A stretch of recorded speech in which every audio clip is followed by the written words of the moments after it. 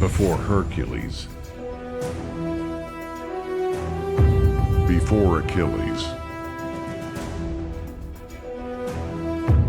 Before the Bible. There was Gilgamesh.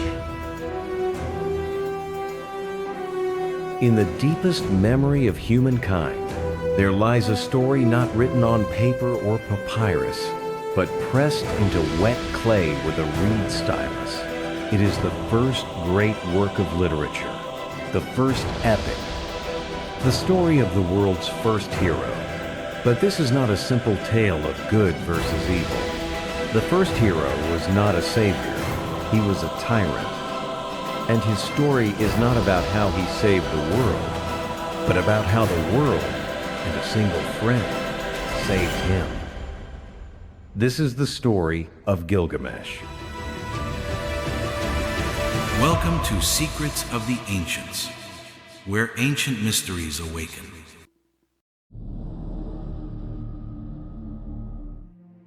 In the dusty mounds of Kuyunjik, beneath which lay the ruins of the ancient Assyrian capital of Nineveh, a British explorer named Austin Henry Layard made a discovery in 1849 that would change history. He wasn't looking for gold or jewels. He found something far more precious, a royal library buried for over 2.5 millennia. But this treasure trove of knowledge remained silent for decades, until 1872, when a self-taught assistant at the museum, a man named George Smith, was deciphering a fragment. Suddenly, he froze. He stood up and, according to eyewitnesses, began to pace the room in a state of great excitement, to the point of stripping off his clothes in a fit of pure eureka. What was written on that piece of clay that could provoke such a reaction? It was an account of a great flood, one that predated the version in the Bible by 1,000 years. And it was just one chapter in a much larger story, the world's first epic, the story of the world's first hero. But his story did not begin with glory, it began with tyranny. History is not a book, it is a graveyard. It is a silent testament to worlds that have vanished, to empires that have crumbled into dust and myth. And sometimes, if you listen closely, you can hear the ghosts. Here, in the heart of ancient Assyria, they sleep soundly. For 2,500 years, the world had forgotten the name of this place. The Bible called it Nineveh, that great city, a byword for wickedness and divine retribution. But by the mid-19th century, Nineveh was less a place than a rumor, a ghost story whispered from the pages of Scripture. Then came the age of imperial ambition, and with it, a new breed of explorer. Men like Austin Henry Layard, part diplomat, part scholar, all adventurer. Layard was a product of the British Empire's unshakable confidence. He arrived here in 1845, convinced that these mounds, these tells, were the key. He was locked in a fierce rivalry with the French, led by Paul-Émile Botta, who were digging nearby at Khorsabad. It was a race, a great game played with shovels and pickaxes instead of armies. A competition not for territory, but for the very soul of the past. The prize? To plunder these forgotten worlds and ship their treasures back to the grand museums of London and Paris, like trophies of a conquered timeline. And what Layard found defied imagination. He struck the walls of a palace built by the biblical king Sennacherib.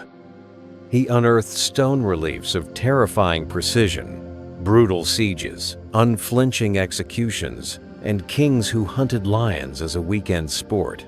And he found the palace guardians, the Lamassu, 15-foot-tall monoliths of stone, with the body of a bull, the wings of an eagle, and the calm bearded face of a king. They were the very image of serene, absolute power.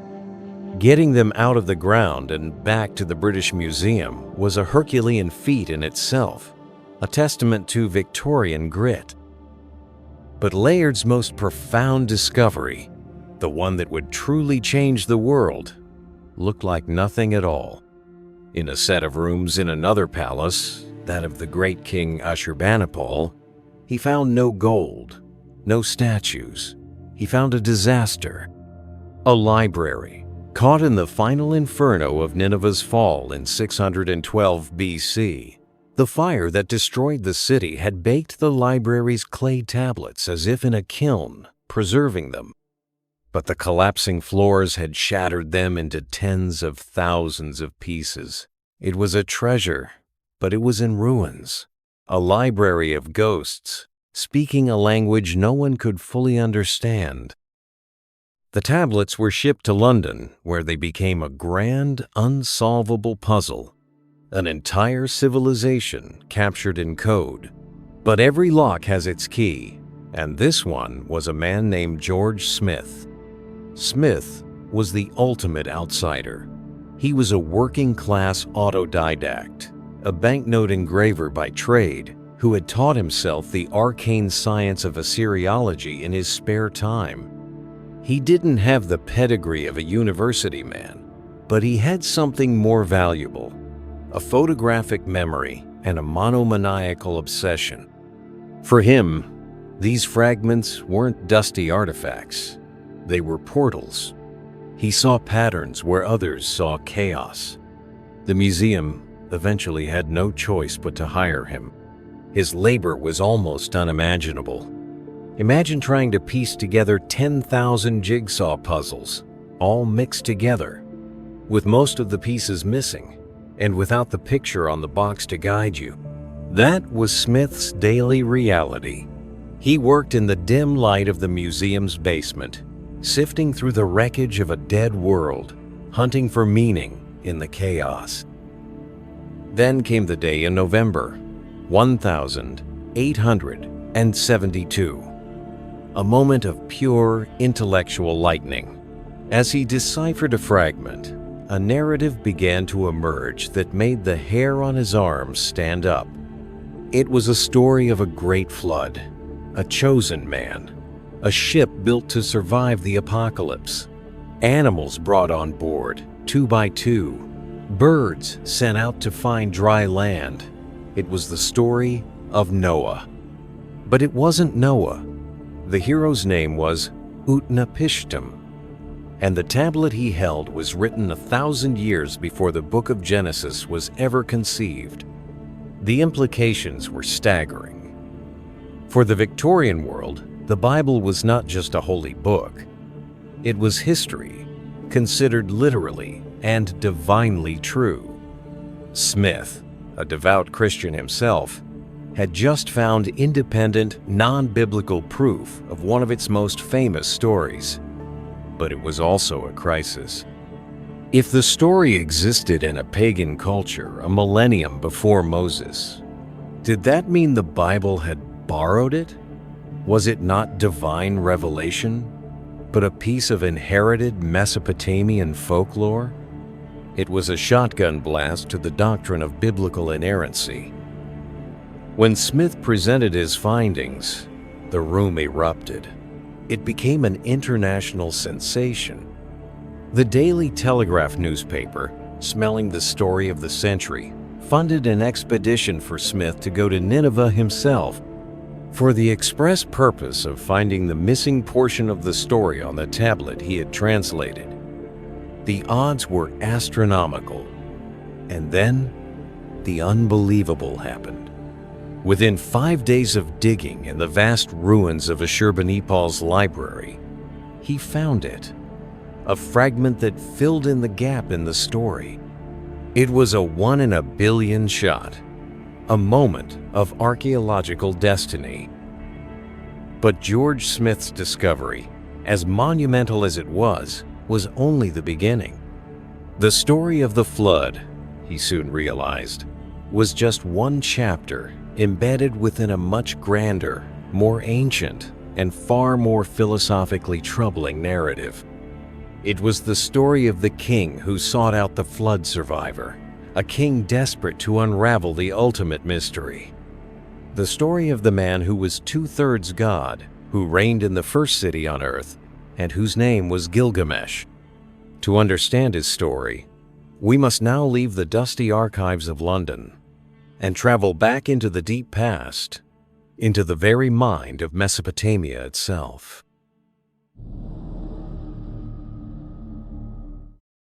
To truly understand the story of Gilgamesh, you have to understand the world that dreamed him into existence.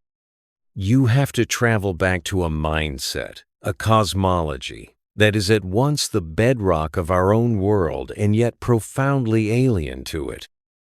This was a world born from mud and water, under a relentless sun, in the fertile, violent crescent of land the Greeks would later call Mesopotamia, the land between the rivers.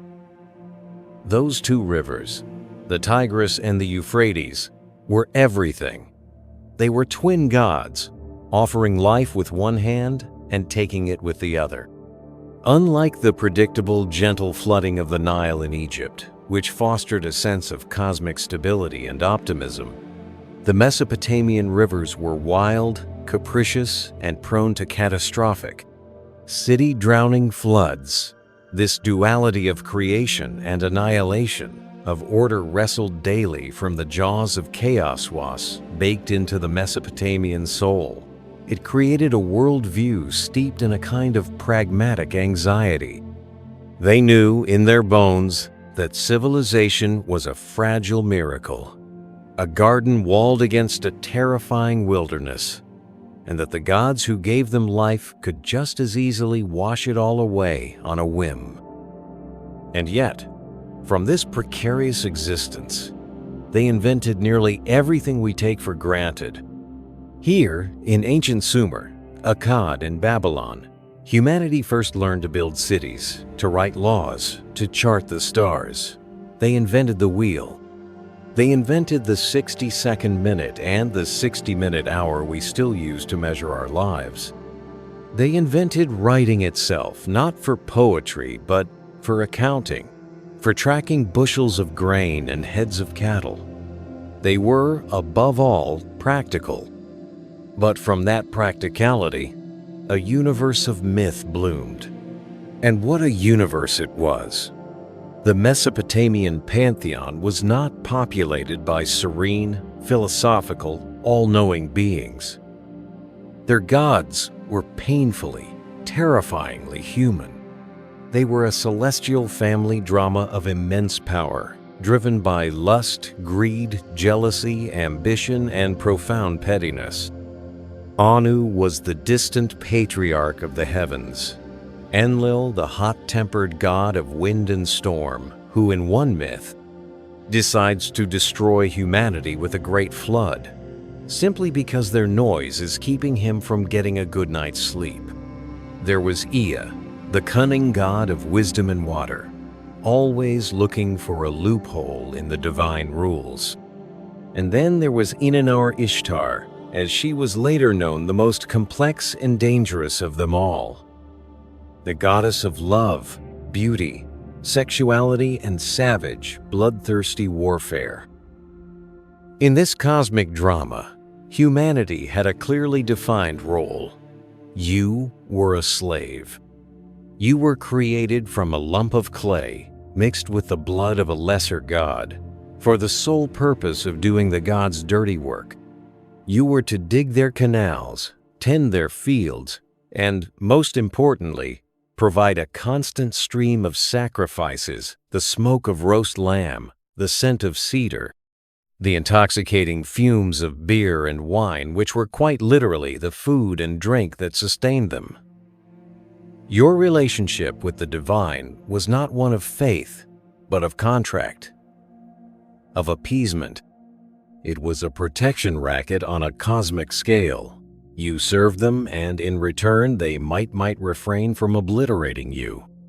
And after a life of anxious servitude, what was your reward? Nothing. There was no shining paradise, no heavenly field of reeds. For every king, priest, and peasant alike, there was only one destination: the great below, the land of no return. a vast, dark, thirsty underworld where the dead were clothed in feathers like birds, where dust was their bread and clay was their meat. It was a realm of eternal, gloomy, democratic meaninglessness. This profound pessimism about death, this deeply held belief that the end of life was the end of everything that mattered, is the single most important key to understanding Gilgamesh. It is the terror he will one day have to face. And in this world of anxious men and capricious gods, one city rose above all others, Uruk. This was not just a settlement, it was a statement. It was mankind's first true metropolis, a sprawling man-made mountain of brick and bureaucracy on the flat alluvial plain. It was a cosmos in miniature, with its sacred temple district, the Iana, as its vibrant heart, a combination of the Vatican and Wall Street, the center of both spiritual power and economic wealth, all dedicated to the city's patron goddess, Ishtar. The Epic of Gilgamesh actually begins with a direct address to the reader, a command to admire this achievement. It tells us to climb the city walls, to walk along their tops, to inspect the brickwork, and to appreciate the genius of its foundation, laid by the 7 mythical sages. Why this obsession with a wall? Because in a world without natural defenses, the wall was everything. It was the physical manifestation of the line between the human and the non-human, between culture and nature, between order and the ever-present chaos teeming just outside. The king was the steward of that order. He was the shepherd, the chosen intermediary, whose duty it was to maintain the delicate balance between the human world and the divine. He was the city's living will. And this brings us to the devastating central irony of our story. Uruk, the pinnacle of civilization, a fortress of order, was ruled by a king who had become its greatest source of chaos. The shepherd had become the wolf. The man whose very existence was meant to protect his people from the wild had become the wildest, most destructive force within the walls. The story of Gilgamesh begins here, with a world thrown completely out of balance, with a people praying for deliverance not from a foreign enemy, but from their own king.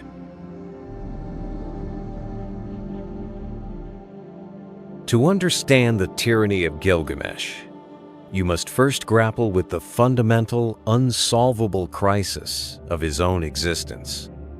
The epic tells us, with unnerving precision, that he was 2/3 God and 1/3 man. This was not a blessing, it was a metaphysical curse. It made him a species of one, trapped between 2 worlds, belonging to neither. He was not fully divine, and so he was denied the eternal life and companionship of the gods in the heavens.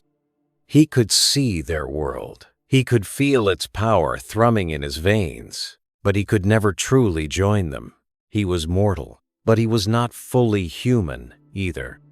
His strength, his beauty, his sheer overwhelming presence set him apart from everyone he ruled.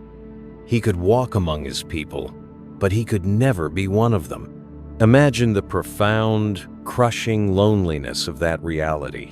He was a god in a man's world, a man in a god's shadow.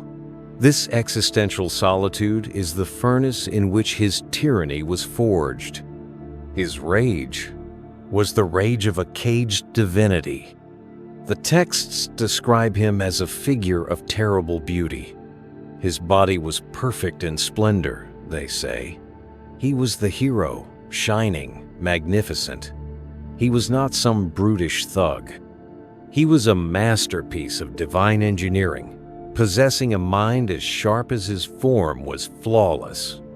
And this only makes his cruelty more chilling.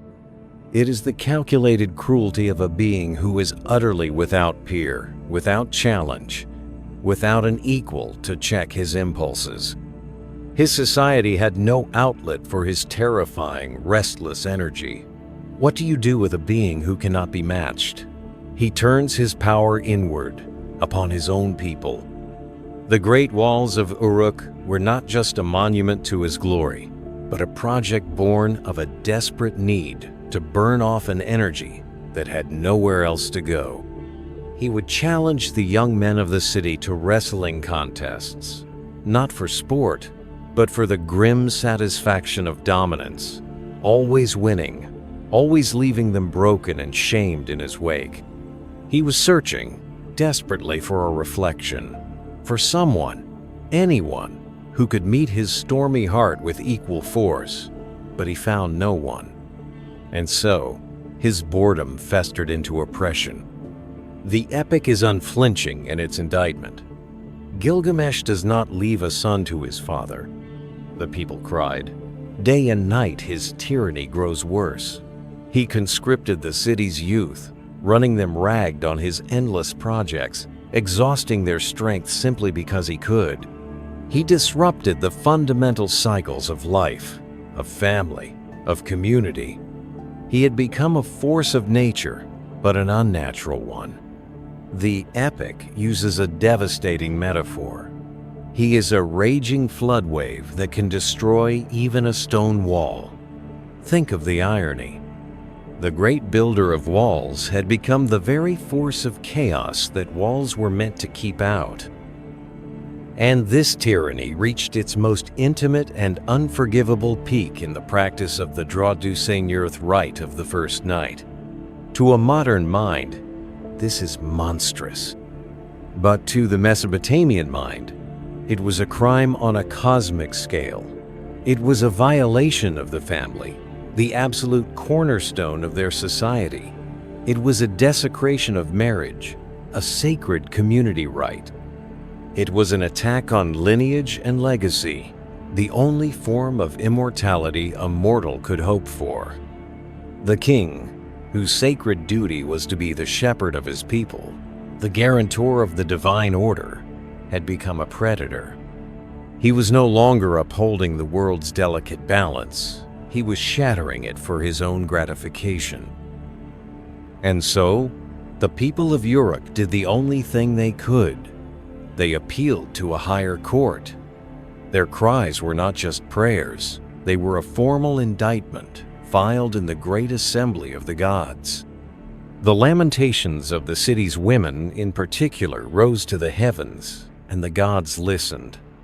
Anu, the Sky Father, heard the legitimate complaint against his own divine descendant. And the people's plea was specific, sophisticated, and profound. They did not ask for Gilgamesh to be destroyed. They understood his value. Instead, they asked for something far more elegant. They asked for a cure to his solitude. Let them create a partner for him, they begged. A wild man, his second self. Let them create a man who can match his stormy heart. Let them contend with each other and leave Uruk in peace. It was a plea for balance, a plea for an equal, a plea for a friend who could absorb the terrible energy of their lonely tyrant king. And the gods, in their wisdom, agreed. The stage was now set for an act of divine creation, an answer to the people's prayers that would come not from the city, but from the untamed heart of the wilderness itself.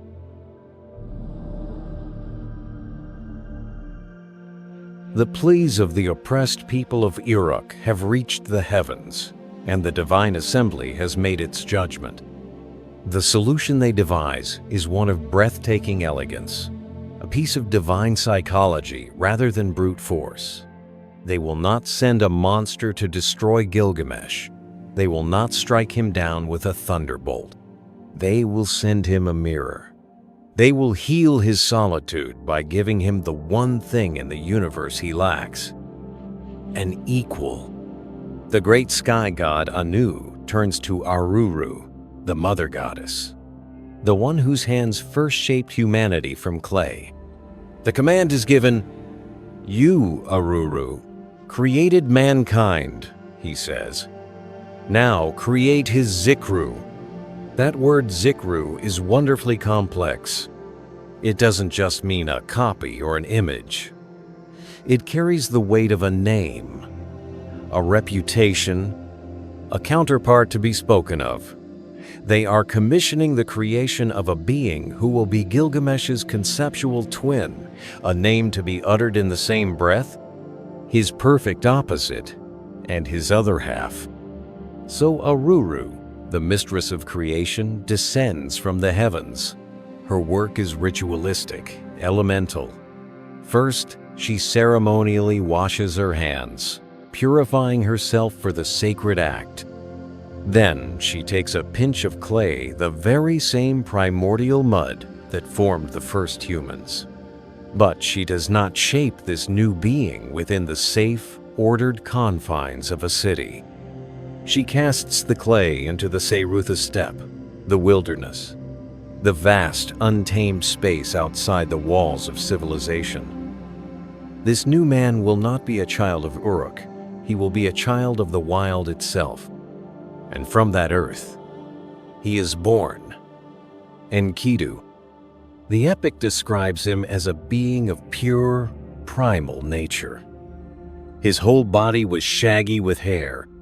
It tells us he was furnished with a hairdress like a woman's. This isn't a comment on his masculinity, but a symbol of his untamed state. His hair flows long and wild, like a lion's mane, a stark contrast to the groomed, ordered appearance of civilized man. He knew neither people nor land, a being of profound innocence, a creature existing before the invention of society, of shame, of culture. He is a walking relic of the Neolithic consciousness, a dream of what humanity was before it built walls around itself. His integration into the natural world is total. The epic is beautifully specific. He ate grass with the gazelles. He didn't hunt them. He grazed alongside them. He jostled with the wild beasts for water at the watering hole. He saw himself not as their master, but as their peer. He was a human animal, living in perfect, unconscious harmony with the ecosystem that had birthed him. He was, in essence, the noble savage, thousands of years before the concept would be romanticized by philosophers. He was the embodiment of the world that Gilgamesh had forsaken. And it is this harmony that brings him into his first conflict with humanity. A trapper, a hunter, finds his livelihood ruined. His pits are filled in, his snares torn out. From the hunter's perspective, Enkidu is a menace, a monstrous pest.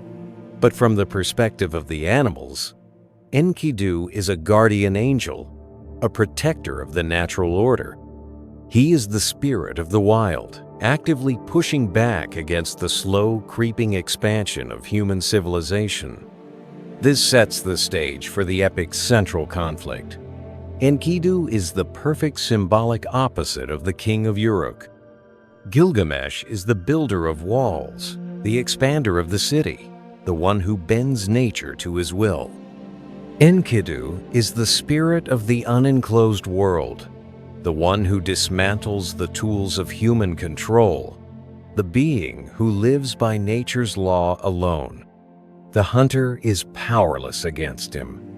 Enkidu's raw, physical strength is absolute in his own domain. And so, the hunter knows he must seek a different kind of power. He must go to the city, to the king, and import a force more subtle and perhaps more dangerous than any trap or snare. The raw power of nature, embodied in Enkidu, is about to be confronted with the complex, intoxicating, and transformative power of human civilization. The hunter, thwarted by this guardian of the wild, makes his journey from the steppe to the great city of Uruk. Imagine his perspective. A man of the open plains, entering this man-made mountain range of brick and ambition. The sheer noise, the crowds, the overwhelming geometry of civilization. He stands before King Gilgamesh and tells his story of a wild man, immensely strong, who lives among the animals and ruins his livelihood. Now, Gilgamesh could have responded with simple, brutish force. He could have dispatched a squad of his best soldiers to hunt this creature down. But Gilgamesh is more than a brute. He is intelligent, and his solution is one of chilling sophistication. He understands that Enkidu is a being of pure nature. And how do you defeat a force of nature? You don't meet it with its own weapon, strength. You conquer it with something it cannot comprehend. You conquer it with culture. So, Gilgamesh lays out his plan. He tells the hunter, "Go and take with you Shamhat, the temple priestess.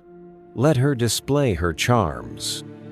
When he comes to the watering hole with his herd, she must strip off her clothes, revealing her beauty. When he sees her, he will embrace her, and then his herd, the animals that grew up with him, will reject him." It is a plan of profound psychological insight. He will use the power of civilization embodied in human sexuality, knowledge, and companionship as a weapon. And here we must pause and understand who Shamhat truly is. The common translation of her title as harlot is a deep injustice, a product of later moralities imposed upon an ancient culture. Shamhat was a Shamhatu, a priestess from the temple of Inanna, or Ishtar. These were not outcasts. In Mesopotamian society, they were sacred women, living representatives of the goddess of love and sensuality. They were a living embassy of Uruk, educated and independent figures who embodied the city's allure and its transformative, civilizing power. Gilgamesh is not sending a prostitute. He is sending a priestess on a sacred mission. Shamhat travels with the hunter back to the wilderness. For 2 days they wait. On the 3rd day, Enkidu arrives with his herd at the watering hole. Shamhat does as instructed. She reveals herself. Enkidu is transfixed. He has never seen anything like her. He, a creature of instinct, is drawn to her. And for 6 days and 7 nights, they are together. The epic does not treat this as a mere seduction. It is a period of intense, prolonged initiation. Through this encounter, Shamhat transmits more than just physical affection. She transmits the entirety of human culture to him. She speaks to him, and he, who had only known the language of the beasts, begins to understand the world of men. But the true transformation happens afterward. When he has had his fill of her company, he turns to go back to his herd. And this is the moment his old world dies. The gazelles see him coming, and they bolt. The wild beasts of the steppe flee from his presence. He tries to run with them as he once did, but his knees fail him. He cannot keep up. His body has been weakened, but the epic is clear. His mind has been expanded. He has gained reason and wide understanding. Shamhat looks at him and says, "You have become wise, Enkidu. You are like a god." This is his expulsion from Eden. He has eaten from the tree of knowledge, and the gates of his paradise, the world of natural, animal innocence air, closed to him forever. Now the education continues. Shamhat clothes him, sharing a garment with him. She brings him to a shepherd's camp, and here he is confronted with the staples of civilization. They place bread before him. He stares at it, bewildered. He had only ever eaten grass. Shamhat instructs him, "Eat the bread, Enkidu. It is the staff of life." They place beer before him. He had only ever drunk water. "Drink the beer, Enkidu. It is the custom of the land." And so he does. He eats until he is full. He drinks 7 goblets of beer, and his spirit, shackled by his wildlife, is finally set free. He becomes cheerful. He anoints himself with oil. He puts on clothes. The trapper who first found him looks on in amazement. The wild man has, at last, become a human. But this new humanity comes with a void. His old purpose guardian of the wild is gone. He is a man without a tribe, without a destiny. And it is Shamhat, his initiator, who now gives him one. She tells him of the place he was born to go, and the man he was born to meet. She tells him of Uruk, and of its king, Gilgamesh. She paints a picture of a man of immense strength and terrible arrogance, a king who has been having strange dreams, dreams of a star falling from heaven, of a mighty axe at his side, dreams that his mother, the goddess Ninsen, has interpreted for him. They are dreams of the coming of an equal, a friend, a mighty companion who will never forsake him.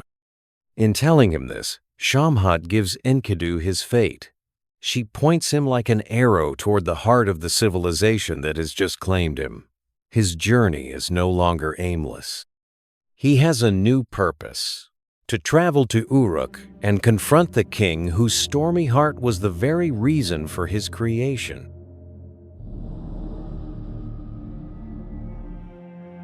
Enkidu's education in the ways of humanity continues at a shepherd's camp, a rustic outpost of civilization on the edge of the wilderness. Here, he completes his transformation. He learns to be a guardian not of beasts, but of men, protecting the shepherds and their flocks from the wolves and lions of the night. He finds a sense of belonging, a positive role in the human world.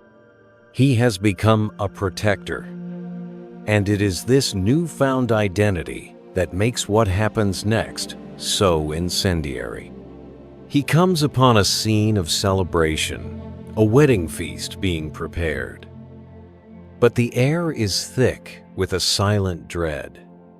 The joy is a fragile mask, and beneath it, Enkidu senses a deep communal sorrow. A young man, the groom, his face, a portrait of helpless rage, explains the cause. He tells Enkidu of the law of the land, of the king's monstrous privilege. He speaks of the bridal chamber that awaits not him, but Gilgamesh. And in that moment, Enkidu's entire being is ignited. This is not the instinctual fury of a wild animal. This is a moral outrage. It is the righteous, incandescent rage of a soul who possesses a pure, uncorrupted sense of natural law, witnessing for the first time the calculated perversion of social justice. He has seen predators and prey, the clean, honest violence of the wild. But this systemic, state-sanctioned cruelties, something new and obscene. His destiny, once a vague prophecy whispered by a priestess, now becomes a mission, forged in the fire of his own conscience. He sets his face toward the towering walls of Uruk. His arrival in the great city is an event in itself. The people of Uruk, accustomed to the singular, terrifying splendor of their king, now see his double walking among them. They flock to him. They marvel at him. The epic tells us they whispered amongst themselves, "He is the spit and image of Gilgamesh, but shorter in stature and stronger in bone. He is the man who will rival him, a match for the mighty king." In him, they see not a monster, but the answer to their prayers. They can feel the tectonic plates of power beginning to shift.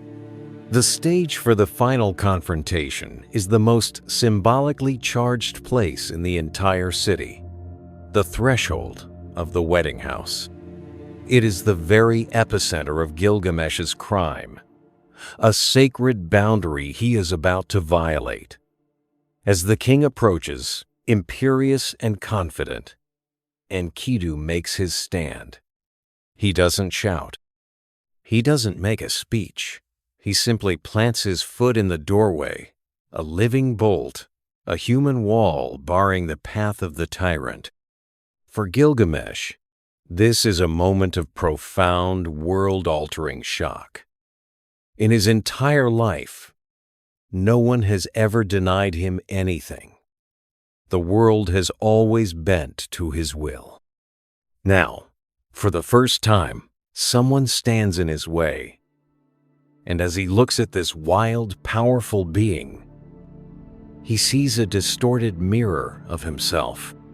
His solitary, unchallenged world has finally, irrevocably been breached. What follows is not merely a fight. It is a violent, necessary dialogue between two halves of existence. It is civilization versus nature, refined technique against raw elemental power. It is social tyranny versus natural justice. It is Gilgamesh, the ego, wrestling with Enkidu, the alter ego he never knew he needed. The epic says they grappled with each other, holding fast like wrestlers. They shattered the doorpost, and the wall shook. The very structures of the city groan under the force of their conflict, a physical manifestation of a kingdom's moral foundation being rocked to its core. The fight is titanic, a struggle between demigods.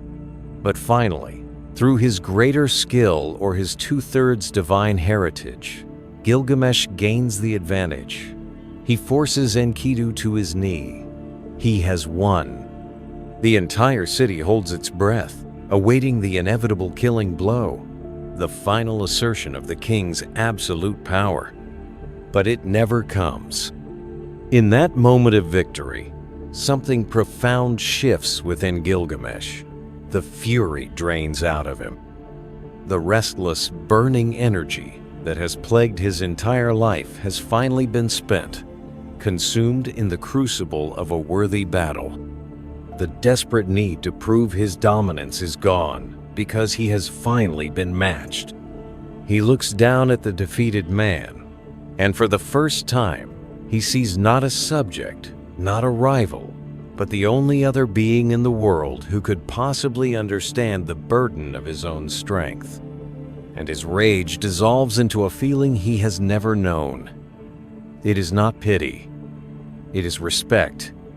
It is recognition. It is awe. He lowers his fist. He reaches down and pulls Enkidu to his feet. They stand, panting, looking at one another. And in the space between two heartbeats, the animosity between them vanishes, replaced by an unbreakable bond of brotherhood. They embrace. The tyrant king and the wild man, the two halves of a single soul, are finally made whole. The problem of Gilgamesh has been solved, not by an execution, but by an embrace. The city has been saved, not by a sword, but by the birth of a friend.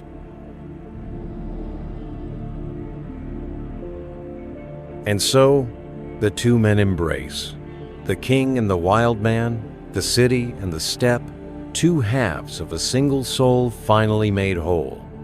In that moment of recognition and friendship, the tyranny of Gilgamesh dies, not with a clash of swords, but with the quiet healing of a lonely heart. This is the great pivot point of the epic. The journey of the tyrant is over. The journey of the hero is about to begin. And the beginning of that journey is the beginning of his true legacy. But a legacy is a fragile thing. The story of their friendship, of the grand and terrible adventures that would follow, was entrusted to the most delicate of mediums, wet clay. For thousands of years, this story was copied, studied, and cherished across the Near East. Then, cultures shifted, empires fell, and the script itself died. The clay tablets crumbled, and the story of Gilgamesh fell silent, its ghost sleeping beneath the earth, a legacy waiting to be resurrected. The resurrection came at a cost. George Smith, the working-class genius who first read the flood story, became a martyr to his obsession. After his sensational discovery, he returned to the mounds of Nineveh, desperate to find more fragments. There, in the unforgiving heat, he contracted dysentery and died in Aleppo, far from home, only 36 years old. His final, fevered letters were filled with anguish over the work he was leaving unfinished. He gave his life to give this story back to the world, and we must give credit where it is long overdue. While Layard was the celebrated leader of the first expeditions, the man truly responsible for unearthing the bulk of Ashurbanipal's library, including the most complete tablets of the Gilgamesh epic, was his indispensable Iraqi colleague, Hormuzd Rassam. A brilliant archaeologist in his own right, Rassam's monumental contributions were often minimized by his British patrons, a casual injustice of the colonial era. The rediscovery of this epic was not just a European triumph. It was a testament to a local scholar's genius, a fact that history is only now beginning to fully appreciate. What they uncovered was not one single book, but a living tradition. We have fragments of older Sumerian poems about Gilgamesh. We have a more adventurous, but less psychologically complex, Old Babylonian version. But the masterpiece, the standard version we know today, was the work of a single, brilliant, authorial mind from around the 11th century BC. His name was Sinleki-Unini. He was the Homer of Mesopotamia. He was not a mere scribe. He was an editor, a poet, a psychologist who took the scattered legends and wove them into the profound, moving exploration of the human condition that has survived to this day. It is through his eyes that we see Gilgamesh. And the story of that survival is still being written. The legacy of Gilgamesh is not a fossil. It is a living, breathing entity, fraught with all the drama of our modern world. In a poignant final chapter, one of the most beautiful fragments of the epic, the Dream Tablet, became a casualty of modern conflict. It was looted from an Iraqi museum in the chaos of war, vanishing into the murky criminal underworld of the international antiquities market. For years, it passed through the hands of dealers and collectors, a ghost of a nation's plundered soul. But after a long and complex investigation, the tablet was seized by U.S. authorities. And in a formal ceremony in 2021, this priceless piece of human heritage was finally returned to the people of Iraq. The journey of this small piece of clay from sacred ground through the darkness of the black market, and finally homies a powerful metaphor for the story itself. It is a story that has survived conquest, collapse, fire, and time. It is a piece of the world's memory. A story that, against all odds, always finds its way back to the light. And so, we are left with a story that operates on every level at once. It is the story of a king who had to be taught how to be human. It is the story of scholars and archaeologists who dedicated and even gave their lives to reclaim our shared past. And it is the story of a nation wounded by modern conflict, fighting to bring its ancient soul back home. The friendship forged at that wedding house door was only the beginning. It was the prologue.